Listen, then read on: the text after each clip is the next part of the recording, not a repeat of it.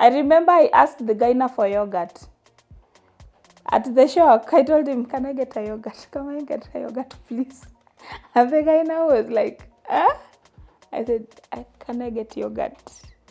It is what I can use to digest this information. My name is Mercy Simiyu, and this is my Burn in the Oven stories.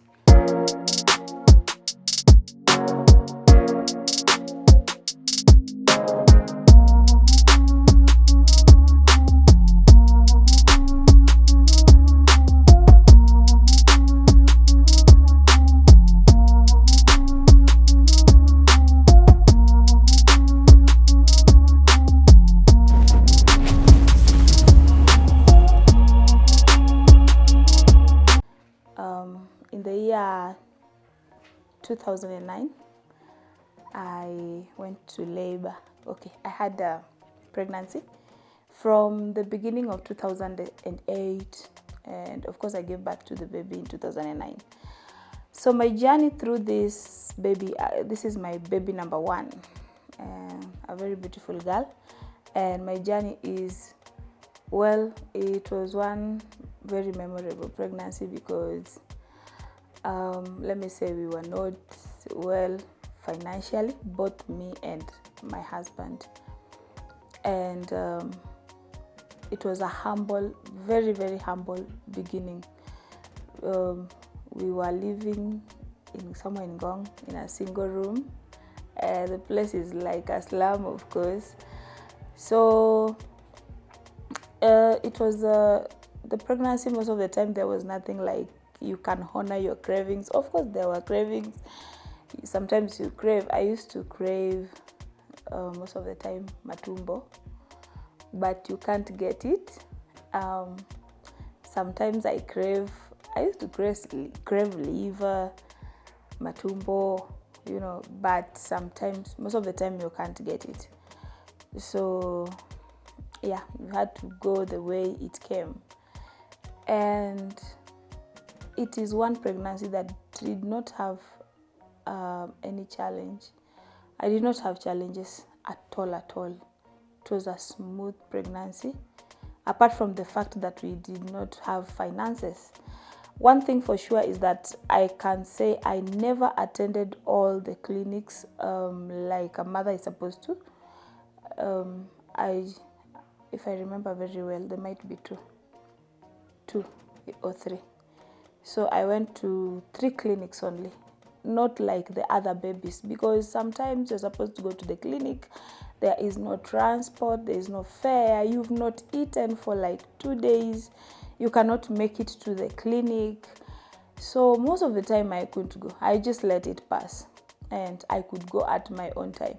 So I only went to the clinics like twice or even thrice. I think thrice if there were many. And it was smooth. I never had any challenges like pain. I never had pain. Most of the time I used to eat kachumbari. Like, another craving that I had was onions mixed with nyanya, tomatoes, and then you put a bit of pilipili, and then you eat. I used to enjoy that a lot. So that was my major food within that, my first pregnancy. And well, let me say it was not a bad journey because it was a bit smooth. The most of the time, the major challenge with it was just finances. If I want to go to somewhere, I have to walk. Like if I want to go, let's say even 2 kilometers, I can't take a boda or take a taxi because I don't have that money. So I have to walk a very long way. Sometimes even going for, hustling, I walked a long way looking for works, looking for, they call them vibarua, just for me to be able to sustain myself and my hubby. So we could walk, long distance, but it had no problems, and I could work. Nobody knew I was pregnant. Actually, with my body, it was like it matched inside. Most people didn't know I was pregnant. I had a boss who never knew I was pregnant until the last minute. She was just told she was going to give birth, and she was like, Connie, she was pregnant. I was pregnant, but she didn't know because like it was not showing. So I could work. I could ask for someone work and they could give me work because nobody could see that I was pregnant. Even my own parents-in-law. The last minute that I was going to give birth is when they were like, now she's 2 months pregnant. But I was pregnant. It was like almost 9 months. So nobody could see until the last minute now when we went to give birth. It was a smooth one. And I think I enjoyed the whole of it until the end. And this is one of my child that does not have any problems right now, any disease. She's one child who is very healthy. If she gets attacked maybe with homa only, but she has never gone to hospital for diseases. Even through that all, through the difficult, even without going for clinics, but she's never gone to hospital because of diseases. So going to give birth to this child, that's the first time. Of course, let me say this pregnancy is one that I never had morning sickness. I think maybe if I experienced it, it was once. Then I never had issues with eating. I could eat and clear anything I got in front of me up to the last minute. So I don't have a lot of stories with this pregnancy until even 7 months, 8 months, 9 months. I was just okay. The baby came early at 8 months, 2 weeks. So 2 weeks before her time, she came, and she was even a big baby, 4 kgs. So I remember I gave birth to this baby at Ngong Hospital because I was living in Ngong. So I went to Ngong Hospital, and I think one of my memorable things about this baby is her birth. So I remember when I had gone to give birth to the baby, I started labor pains in the night at around 2 a.m. and I started feeling the labor. So we waited until morning, and then my hubby looked for a way for us. We went to the hospital. So when we went to the hospital, of course, I labored for some time, like 3 to 4 hours, and then the water broke.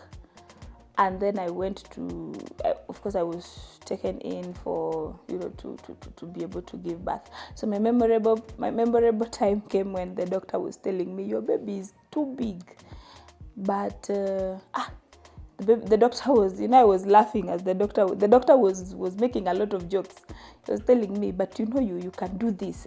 Just push the baby like a Hebrew woman and let me hold the baby from this end. So as I laughed and the baby came out, I laughed. And the baby, like when I started laughing, the way he was telling me, just push, and in fact, he was saying in Kiswahili, nitadaka mtoto, wewe push, then mimi nitadaka. So when I began to laugh, the baby actually just came out the way he was telling me. And it was kind of smooth, not like the other ones, you push it. And then I think it was one of the most successful pregnancies I've ever had. I enjoyed, until the end. And then the baby came, a very beautiful girl. Yes. My second born now is a boy. It's called Israel.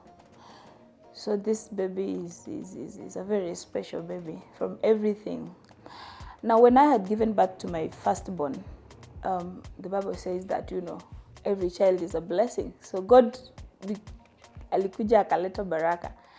And we got a job. My husband got a good job. And I began to do ministry. I was already singing.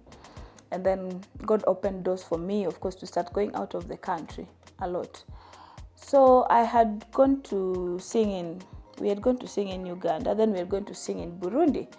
So when I was in Burundi, we were just going for missions, just the way we used to go for missions. Then I began the first side. One day in the morning when we were supposed to go to the pulpit to minister. And I've dressed up, I've put on a little makeup. And then I began to feel nausea. I feel like. Then I went and then it happened the first time. Then when we came from the pulpit back to the hotel, because we were now staying in an hotel there. Then I also it started, it was now continuous. When I feel the smell of onions, I feel like that. And then there are some fruits we were being given. I don't know their names. They are there in Burundi. So those fruits, they used to make me feel like puking. When I have them, I feel nausea.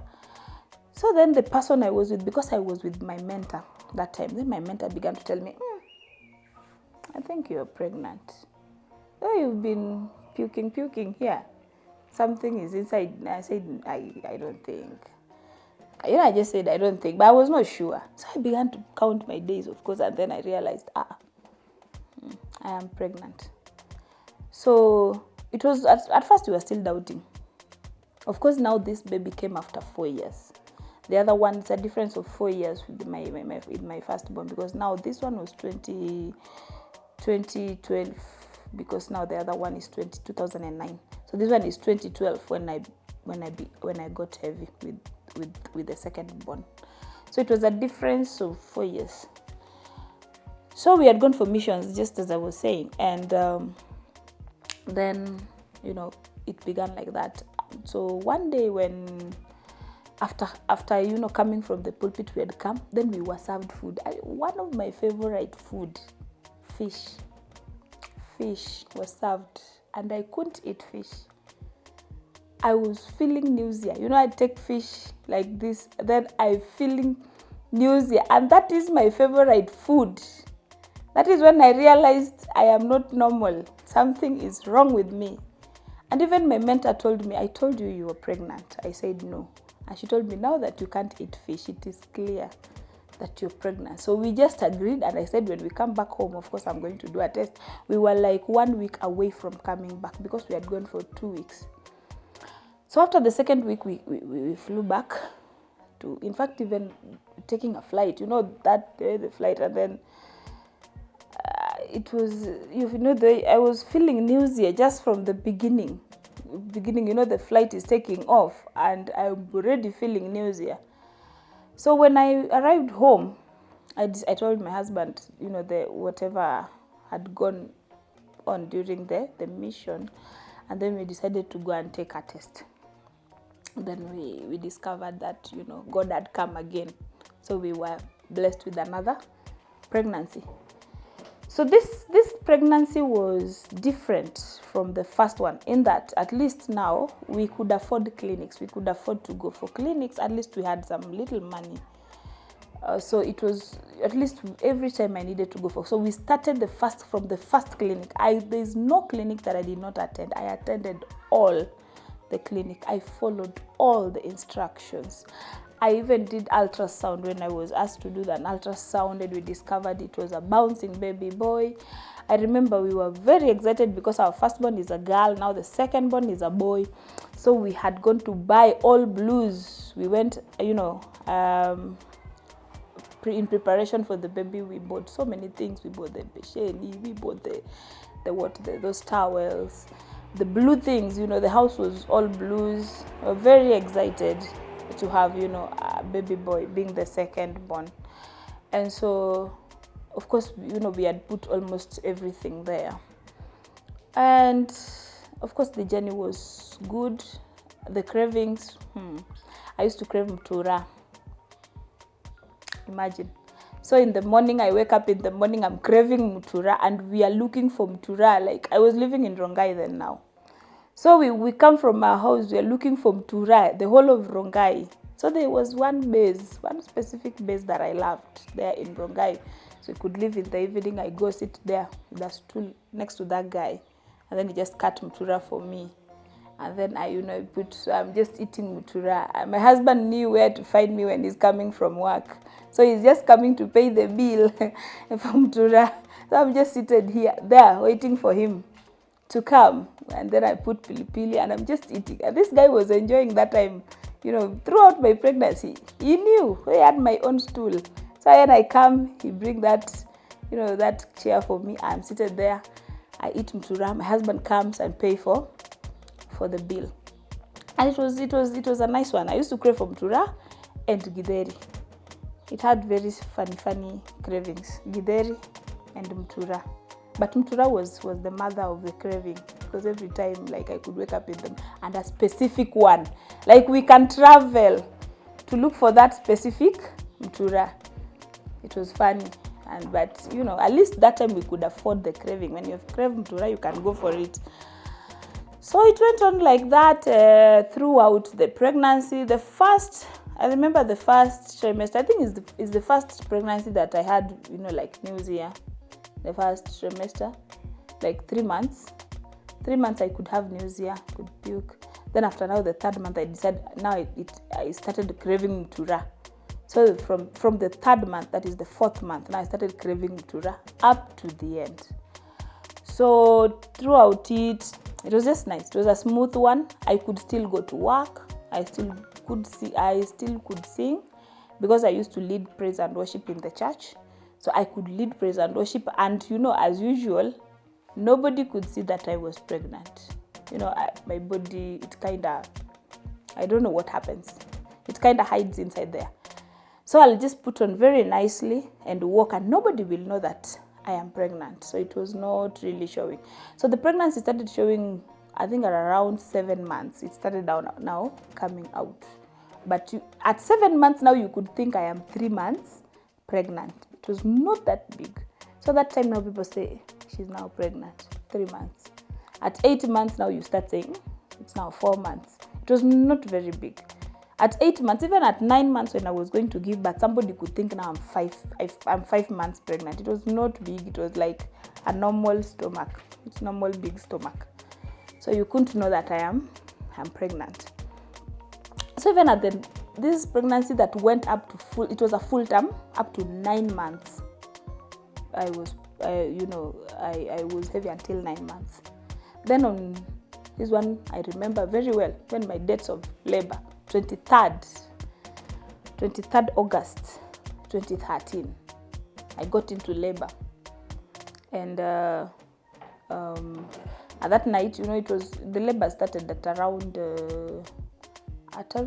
9 in the morning. So you know the way the labor comes, and then you're like, I'm feeling some small pain. Then you continue with your duties. Then it comes again. Then you just continue with your duties. Then now it starts coming serious. Then I call my husband and tell him, hey, I think the baby is coming. And then he tells me, just go to the hospital. So I just called the taxi. Then I went to a hospital there in Rongai. So when I went there, I started having serious labor, but the baby was not coming out. So the labor just continued until the water broke. So when the water broke, the baby was still not coming out. So they decided to induce me.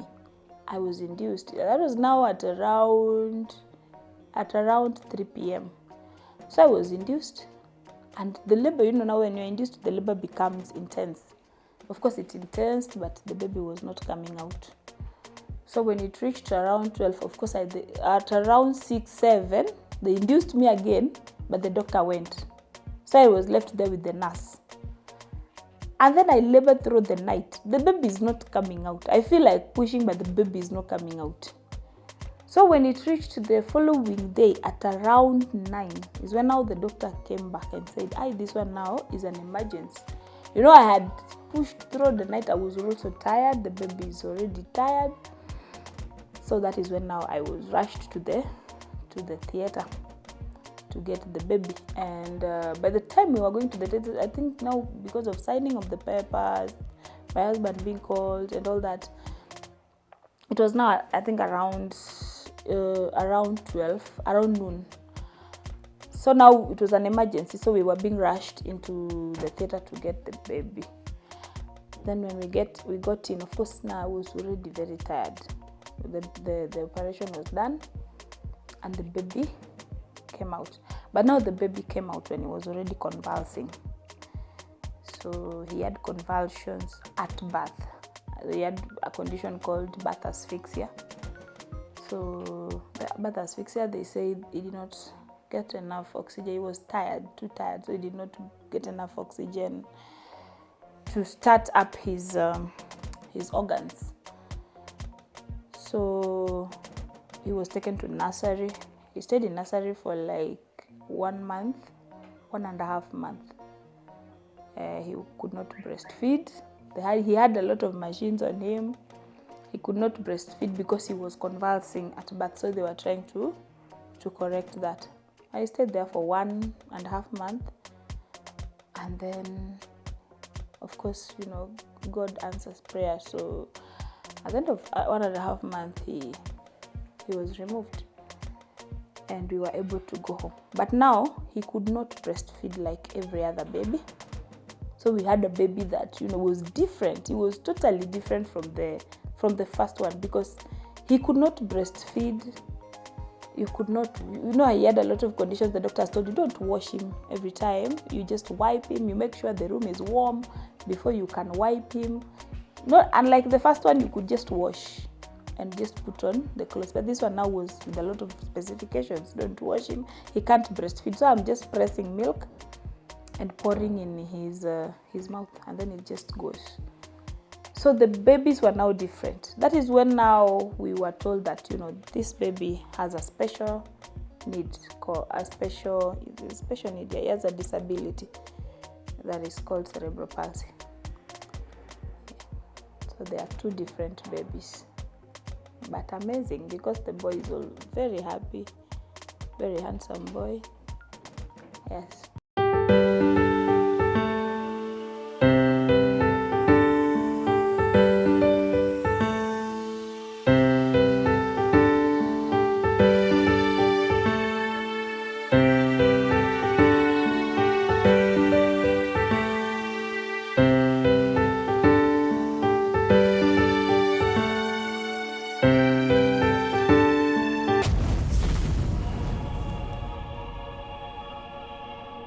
When I got this baby, let me start by saying that my life changed to what it was, because at the beginning I was doing ministry. I could go out of the country to sing, and I did tourism management, so I was working in a tour company.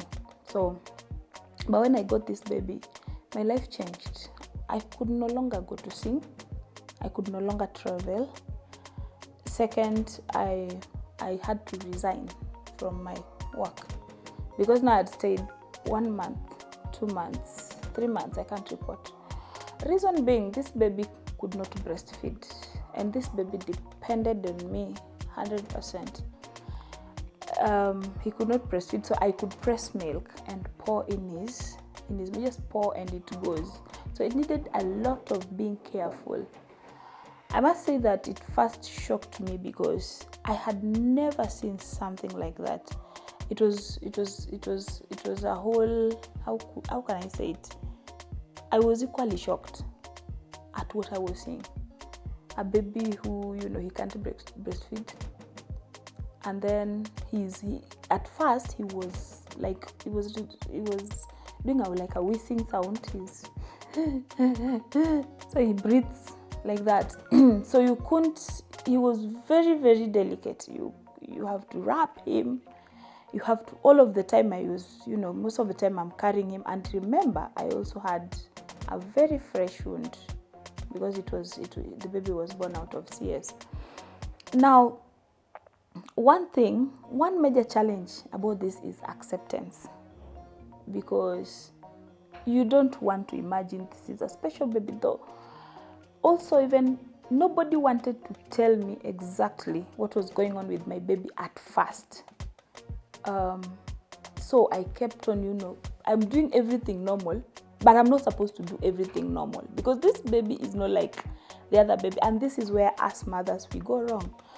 You find that you're trying to put a special child in a normal school, and this baby is not normal. It's not, okay, I'm not saying it's not normal, but this baby is not like the others. Like, for example, my son has cerebral palsy. Cerebral palsy is the effect of brain. It's the effect of brain damage.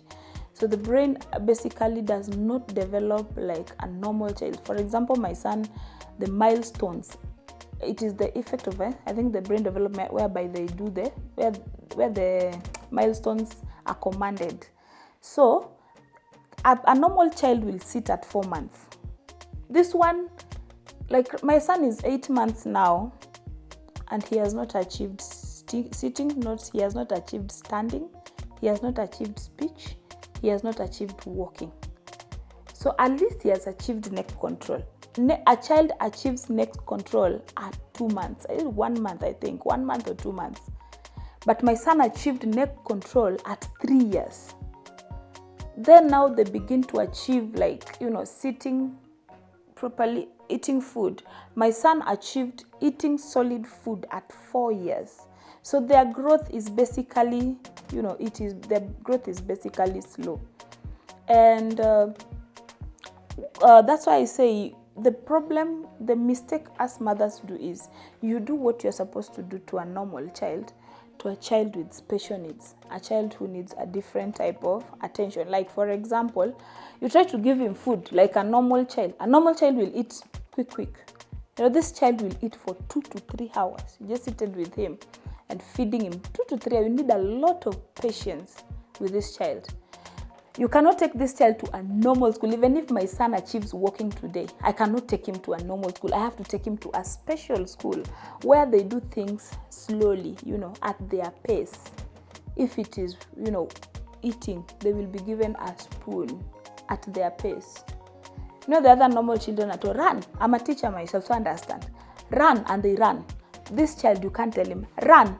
For him to process what you are telling him, it takes time. He processes the information. Run. He can even sit down and then remember you said I run. Then he starts running at that time. So there is no way you can take this child to a normal school. And that is where most of us parents go wrong. And even me, I admit, because at first I did not accept that, my child has disability. And the person who broke the news to me is my mother-in-law, because she's a medic. One day she came and told me, she couldn't tell me directly that, your child is disabled. She just told me, no, now go and Google cerebral palsy. I'm like, why are you telling me to Google cerebral palsy? Just go and Google it. So I couldn't Google, because at that time, I was so affected emotionally. I was crying most of the time because we were in and out of hospital. Today the baby is like this. Today and then he's convulsing. He used to convulse like anytime. You go to the kitchen, you've just left him lying down. You come back, he's now straight. He's convulsing. The eyes are facing the other direction. So I could not understand what was going on with this baby. I'm trying to understand what is going on with my baby, but I was not getting answers. So I was struggling emotionally. I was equally not well because I had a fresh wound. Because also during operation, I was done for operation twice. The doctors kind of forgot something in my womb, and so I had to go for a second operation. So I was not okay. And then I have this baby.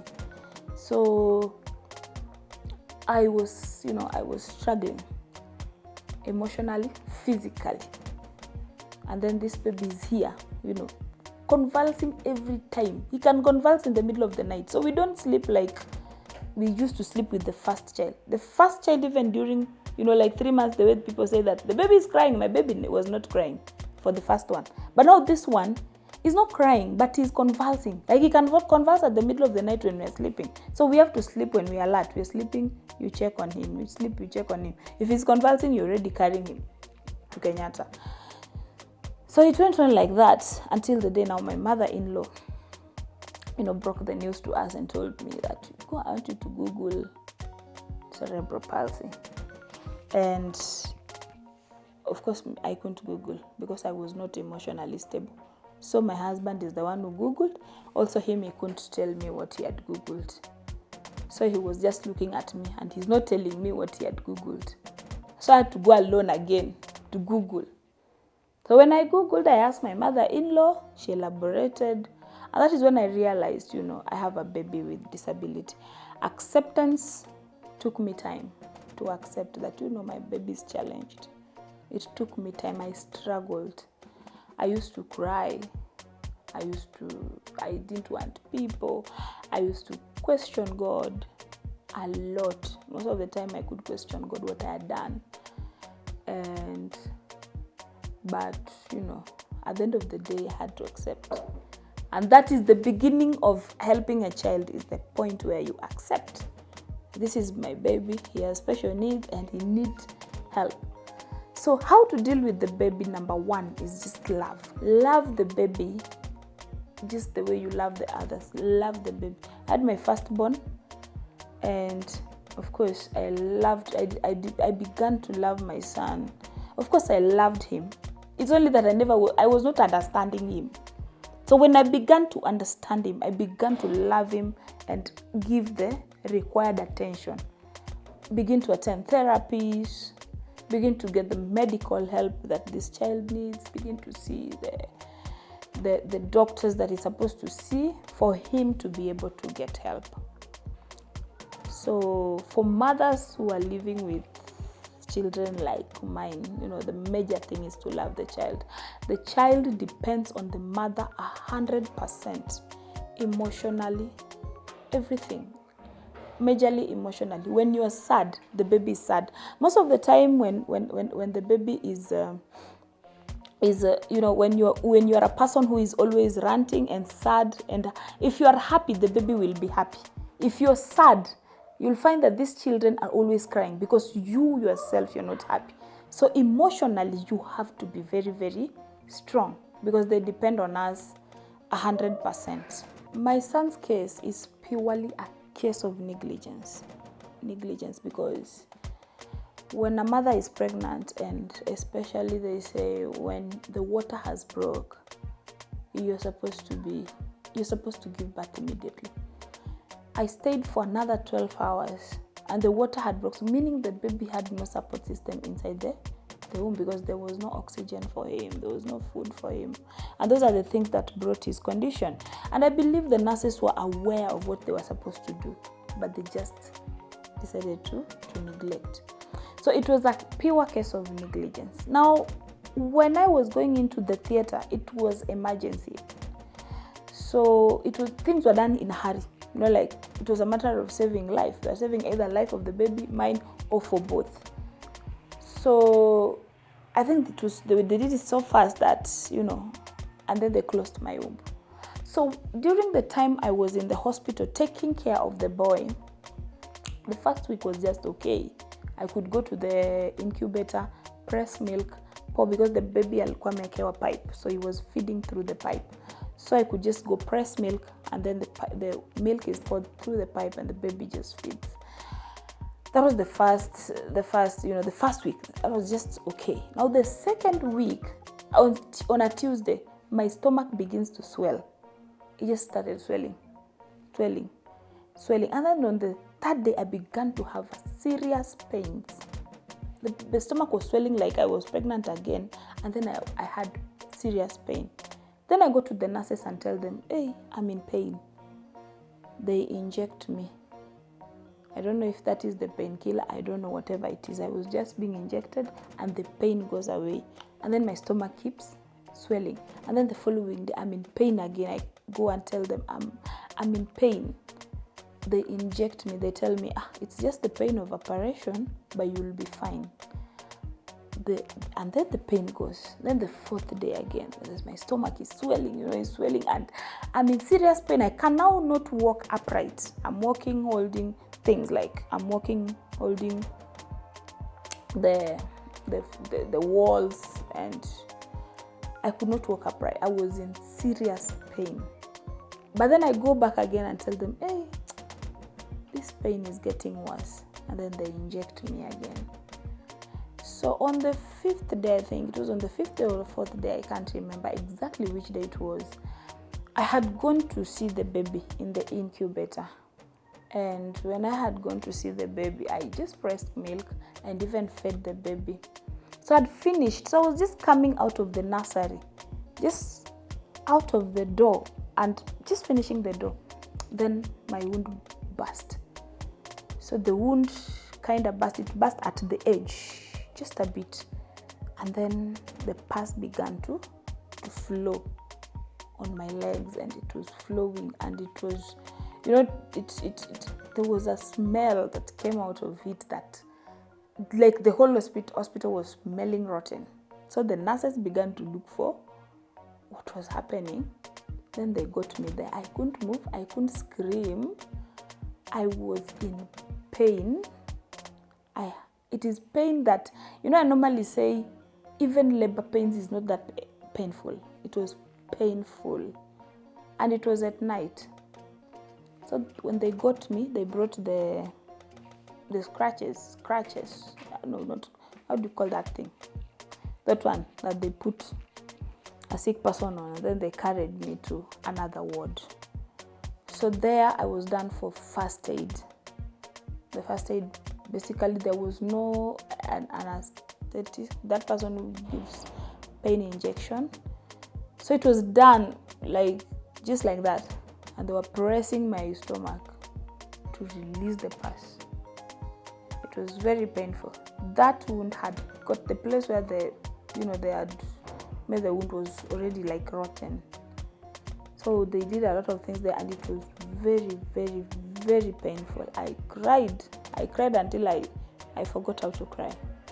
I just started praying now. I stopped praying. I was just looking now because I was tired. I had cried. I was in pain. It was very painful.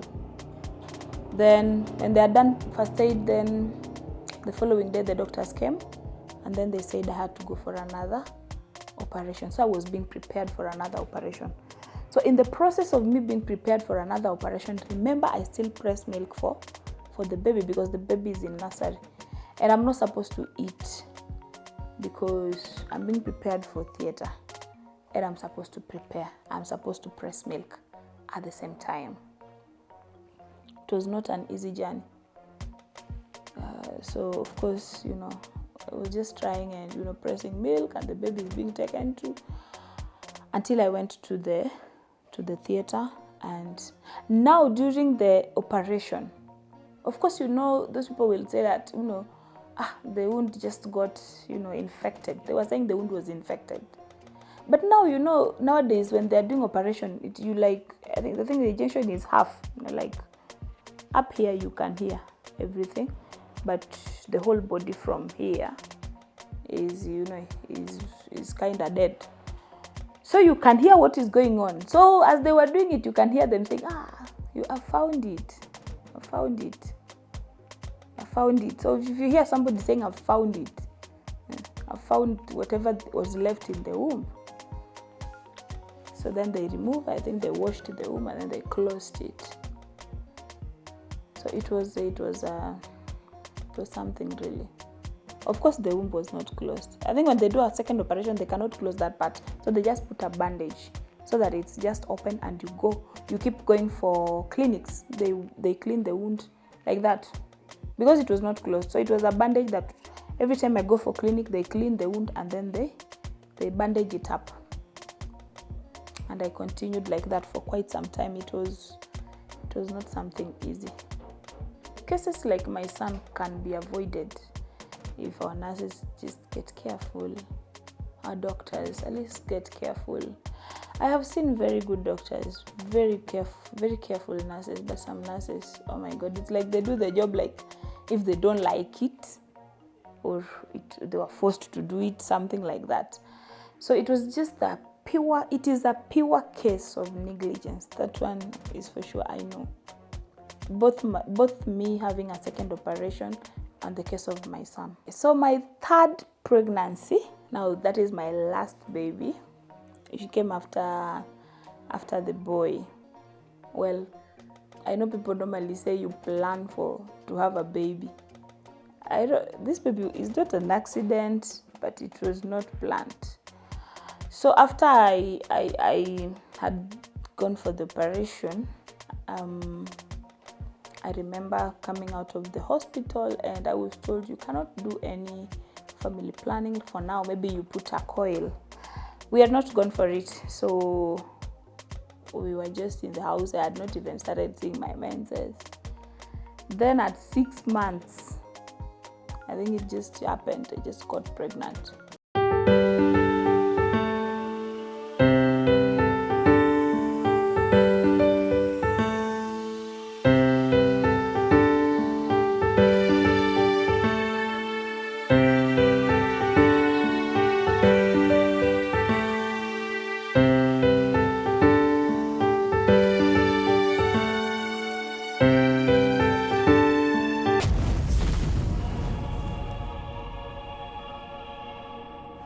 third baby. At now, let me say, at 6 months of after having the second baby. Now at 6 months of after coming from the hospital, I got pregnant. Okay, I realized at 6 months. At the 6th month, meaning I might have gotten pregnant at the 5th month after coming from the hospital. So how did I realize now? I was pregnant. I started having pains inside I started having unusual pain inside my stomach, and I'm having pains. And then I remember one day I told my husband, "Hey, I'm in pain." And then because of what we had experienced with when something was in my womb, he did not want to test it. He just told me, just go to a gyna so that we know if there's something else in the womb. So we didn't go to a gyna immediately. We were looking for money. So the third, that is now we said the 5th, 6th, now the 7th month is when now we decided to go to a gyna. Meanwhile, I was taking painkillers. So the day I went to the gyna tells me, he did every test, and then he told me, let's do an ultrasound. Then we did an ultrasound, and he said, I think you're pregnant. In fact, he told me, congratulations, you're pregnant. I'm like, eh. I remember I asked the gyna for yogurt. At the shock, I told him, can I get a yogurt? Can I get a yogurt, please? And the gyna was like, I said, can I get yogurt?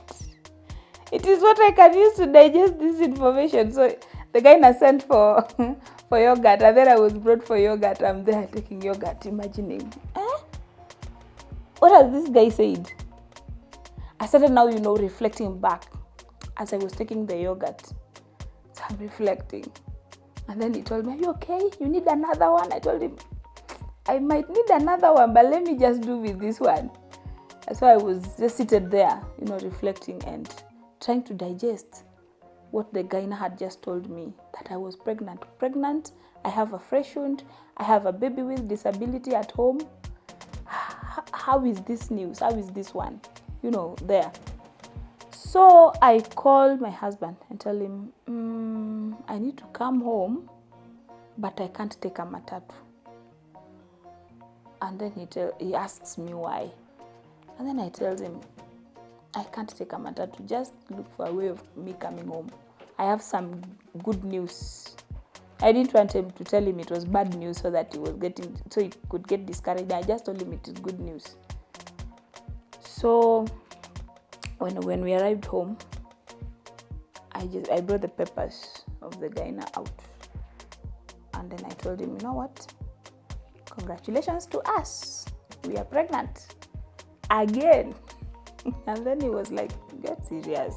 You need don't joke. Some jokes are too expensive. I said, no, it's not a joke. Here's the paper.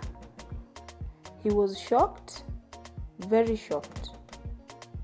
He was very shocked. In fact, he didn't talk. That day he didn't talk. The following day when he went to work, he didn't talk. So in the evening is when he called me when he was at work, and he told me, don't worry, it's okay. God will see us through. So when he came back in the evening, I told him, now, this is my decision. This pregnancy, we're going to keep it a secret. I'm not ready to face the world. I'm not ready to face the family. I'm not ready to face the church, because we were very active in the church. I'm not ready to face anyone. I'm not ready to be condemned, because I already have another baby that needs me a lot. So I don't need to get emotionally unstable right now. So we decided, and we kept it a secret. And the way God has created me, nobody knew I was pregnant. Nobody. So I could even go to church and I'm there dancing. I am pregnant. 7 months. Nobody knows I am pregnant 7 months. Okay, now with this baby, I think sometimes God is very fair. He can't give you this side is this heavy, and then he gives you this side is also too heavy. So it was one pregnancy that really didn't have a lot of cravings. I didn't have cravings. I didn't have difficult moments, apart from the fact that I had a very fresh wound and this pregnancy is growing. The stomach is, is stretching every day. The stomach is stretching. So I was limited, of course, because I used to go to see a gyna every time. I was limited to what I could do, to how long I could walk, to the activities I could do. But remember, I was also taking my son for therapy. Like, we could go to Kenyatta, line up for therapy. And I have that, pregnancy. It was not easy, but thank God for my husband. At least he stood with me at that time. So at 7 months, I was put on bed rest because now the womb had stretched excessively, and the wound was very, remember I said it is not covered. So you just go and it is not covered, so it is there, and the stomach is stretching. So at 7 months, they told me, no, you have to rest like a whole month. So I rested a whole month. I was not going anywhere. I was just in the house with the baby. It's my husband who used to take the baby for my second born for therapies. Me, I'm just in the house because I was put in the house because now the other boy needed me. So we went on like that, but now the baby had to be removed. I couldn't give birth normally because I had a fresh wound and the baby could not reach 9 months because the womb was stretching. My stomach was stretching too much and it was getting dangerous. So I had to go for another operation and the baby to be removed. That is at 8 months, 2 weeks. 8 months, 1 week. We went, in fact, we were scheduled for 8 months, I think 2 weeks. But at 8 months, 1 week, at night, I was just resting on that bed. Of course, I never had sleep because I used to sleep every time. So I never had sleep even if it is at night. So at 8 months, 1 week, I started having pain. I started feeling pain in my womb. And then I started seeing like blood coming out of my leg. Then I told I called. I had my phone, so I called my husband. He was in the bedroom. I called him telling me, hey, come and see. I'm seeing some blood and I'm feeling pain. Then the good thing is that time now, at least we could afford a doctor whom we were on, was on check. So we called the doctor at night. We thank God his phone was on. So then he tells us, hey, you can't keep staying there. Let me send an ambulance to take you to the hospital. Thank God for a neighbor. We didn't wait for the ambulance, so we just went with the neighbor and went to the hospital. Then we reached there. They had already prepared the bed, and then it was done very quick, and the baby was removed. So at least she was rescued. Then I stayed. I remember that one was very scary because when they were doing the operation, I was injected that one for sleeping, the whole body sleeping. So I took too long to wake up. I don't know how long it's supposed to take, but they were saying I took too long. Because I was operated at 2 a.m. By 5 p.m. I was not up. So by 6 p.m. my husband was already now very worried. And we have a baby who has been put in the incubator. We have another one at home who has disability. So he was very worried. But at around 8 p.m., I woke up. And I woke up screaming because I was in pain. In fact, it is that scream that brought people to where I was because I woke up screaming. I was in serious pain in my stomach. So when they came, they injected me, they did a lot of things, and then at least I was okay. Then I went and, where the baby was, to the incubator. The good news is that the baby did not stay for long in the incubator because she was very small, unlike all the other babies, because my firstborn was 4 kilos, the secondborn was 4 kilos too, because my firstborn was 4.3 kilos. The secondborn was 4 kilos exactly.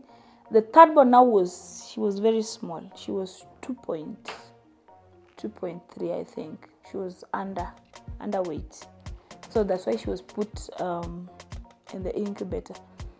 But the good news, she couldn't stay there. She was crying inside she's in the incubator and crying.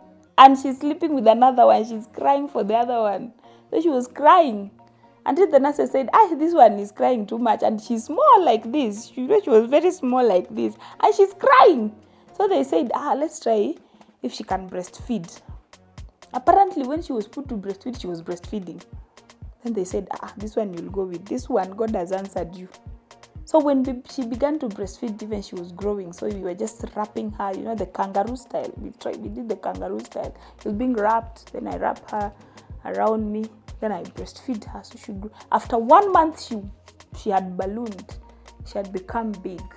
You couldn't know she was the one who was, very, very small. And after like 3 days, when we were in the hospital, we were discharged to go home because now at least the baby could breastfeed.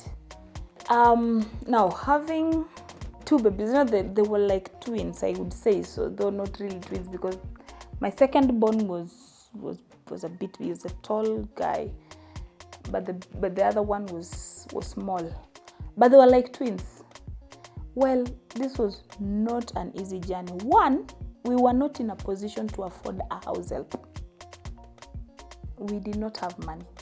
We had spent a lot of money on the boy because every time he is in and out of the hospital. So we decided to cut our budget. We even went to a smaller house.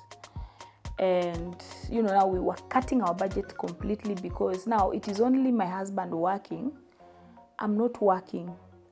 So we had to move from a bigger house. We went to a very small house and we could not afford a house help. So it was just me and him managing. Remember, now we have even another baby and we had spent money also in the hospital, the operation. Remember, it was a secret. We did not tell anyone, not even the family.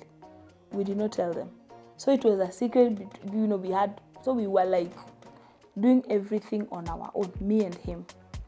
So coming home now with the baby, we don't have a house girl. It is us. Also, we've decided we are not telling anyone we have another baby, another small baby, meaning I'm not going to church. Nobody is coming home. So when he leaves, he locks the door with padlock. He goes. Me, I stay in the house. Nobody knows I am there. I have a small baby in the bedroom.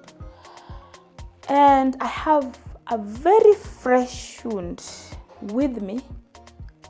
But now when it was done the third time, the same place, it was now covered. But it was very delicate. I was told this one is now very delicate. There are things I can't do. But now I could, because now my husband could wake up in the morning, help me do cleaning, help me do dishes, and then he leaves me when I only have food to eat and breastfeed. So what I used to do, I used to take advantage of the milk for both of them. Like I press milk for the boy, I breastfeed the girl. Now, at 4 months with the boy, the milk dried. So the boy never enjoyed the milk. So now when I had the baby, at least now there was milk. So I press milk for the boy. I breastfeed the girl. So at least there was, that flow of milk. But it was not an easy thing at all, because now I laid the boy here. They were like twins now. I laid the boy here. The girl is here. The boy here, because him also is now 4 months. Is like, he has almost 7 to 8 months, or 9. Is it 1 year? Yeah. By the time I was giving birth to the girl, I think he was 9 months. I think 9 or 10 months, because it was not fully 1 year. I think 11 months or something. But he is like a child who is 1 month. He can't do anything. He can't sit. He can't stand. He's like a small baby. So they were like twins. And it was not easy. It was hectic. It was a very, very hectic thing. But let me say God. My encouragement was always God. Every time I just have hope that something will happen. Then the worst part of it is that the boy was convulsing seriously, because convulsions for him stopped at 1 year. 1 year, I think 1.5 years. 1 year and some months. That's when the convulsions stopped. But now, before 1 year and a half, he was convulsing. Like every time he's convulsing. And then I have this baby. So when I'm sleeping in the bed, I put the boy next to the dad. Then I put the small girl next to me. Because now she needs to breastfeed. Then I breastfeed. Then I press the milk for the boy. So we used to help one another. It was hectic. It's one place where I normally thank my husband because he really, really, really, really stood with me. Really. It was not easy. At night he's not sleeping. During the day he's working. He's the only one we are depending on for rent, for food, for everything. So it went on like that. And because we decided to keep everything a secret, we decided to break the good news to the people at 3 months. When my daughter was now 3 months, is when I told my husband, now I am ready. I'm ready. I think emotionally I had accepted. I had accepted my son's situation. I had accepted whatever was going on in my life. And I was ready to face the world. So that is when now he begins to call the family. Hi guys, we have another baby. We have another baby. We're telling the people, church, friends, we have another baby. Hey, everybody. In fact, the reaction was everybody was like, Ati?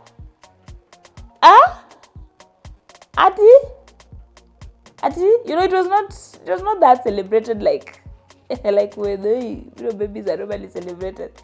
This one was like, I remember somebody said, 2 learned people, you cannot use family planning.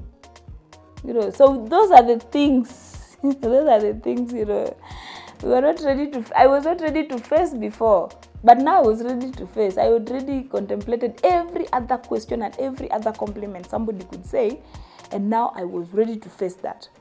So when somebody was telling me, kwani mlifanya, you didn't put family planning, you didn't do this, why and what, why, how? So we were ready. At that time people used to come to visit us, but everybody who comes to visit you must give you a piece of advice or two.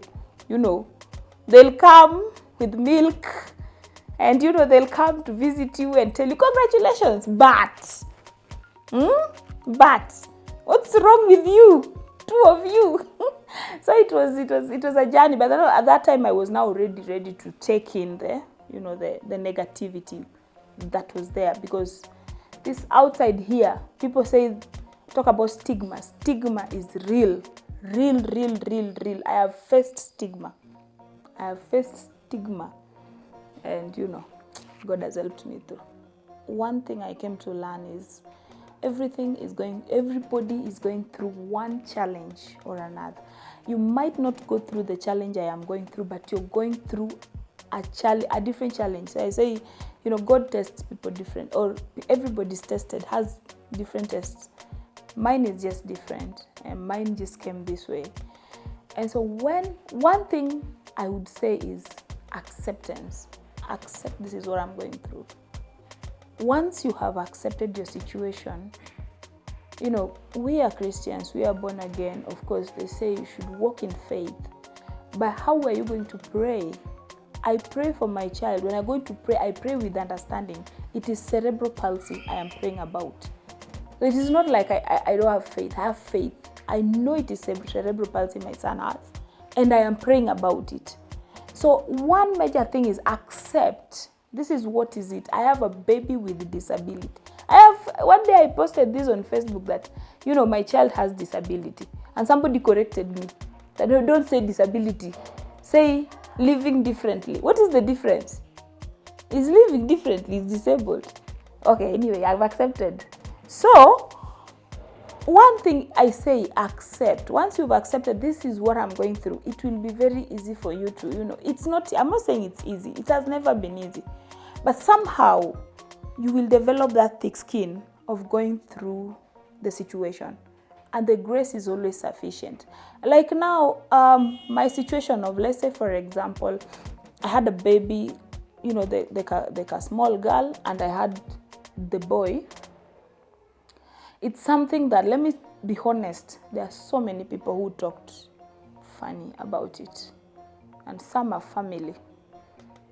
Some are people who, are born again, of course. So it is something that people, but one thing I think God helped me is that when I got pregnant, the first thing that came to me is that I think out of the way I had gone through a little step with the boy after giving birth to the boy who had special needs, and I was in the pulpit. Of course, I met people who were asking me, you are born again, you are not praying. You know, there are people who tell you, you are not praying, but you are not praying. And then some people will tell you, what did you do? You know, some people will ask you, what did you do so that you get a baby like this? So after meeting those kinds of people, I knew I had to face the society again. Then I told my husband, because I'm still not emotionally stable, I am not going to face the society now. I can just postpone the time. Of course, I'll have to face it. But I'll just postpone the time.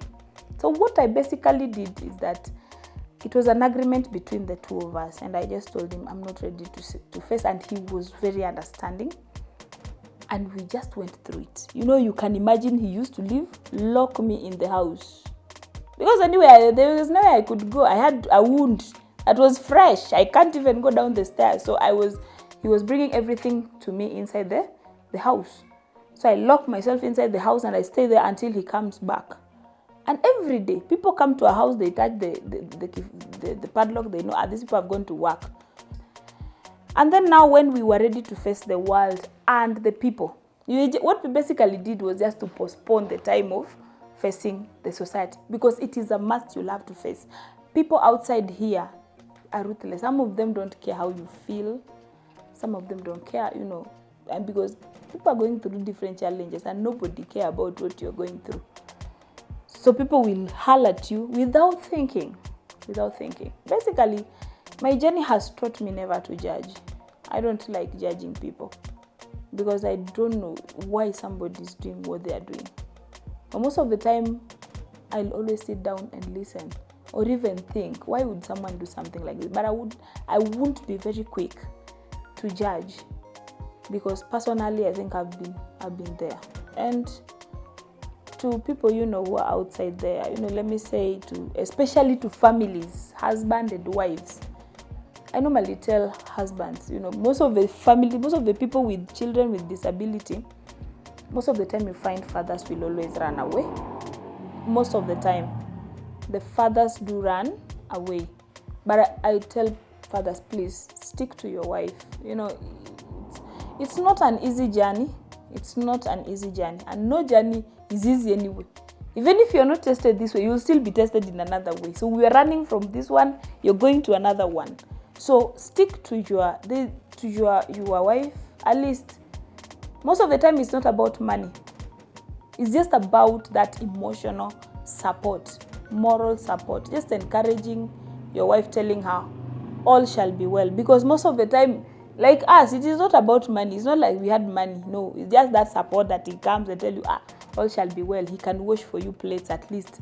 You know, he can cook for you food and bring you food. Just that, even if there is no money, but he's there encouraging you, giving you that strength, telling you you're strong, you can make it, you can see tomorrow. Just that, it's not about money. So just be there.